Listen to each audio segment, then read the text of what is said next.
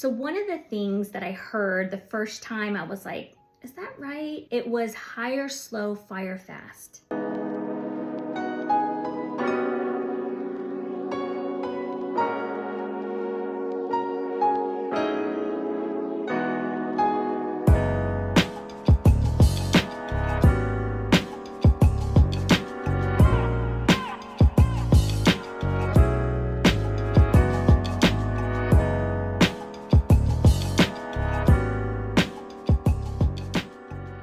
Hey guys, Rochelle Jarvis here. I wanted to talk to you guys about a few things. What am I doing? Where am I at?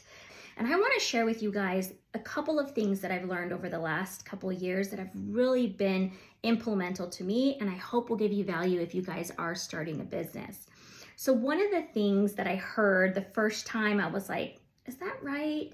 It was hire slow, fire fast. This should be a theme for business. I believe in that 2000%, but we don't know what the employee's like until they're actually in the day-to-day. So when you're doing that training, you have all your expectations, you have your boundaries, you have your training and everything that you are telling the new employee, this is my expectation, mission statement, culture, all of those things. In the beginning, if you are having red flags about not being on time, about not abiding by the expectations, and constantly having them to remind this employee of these things, even if it like the culture, like they didn't vibe with the team, all of those things are red flags. The best thing that you can do is give that person grace, wish them well, and let them go. And I'm talking from personal experience, holding on to them and leading through emotion. Okay, it's good to have emotions with your employees, but you also have to be a CEO and there needs to be those boundaries. So being able to let them go would be the best thing for the peace in your life. The reason why I believe in that is because just think about when you're going on a date with somebody, when you're new to something. Let's say you're new to a relationship. Obviously I'm using this as a metaphor of being new to a business.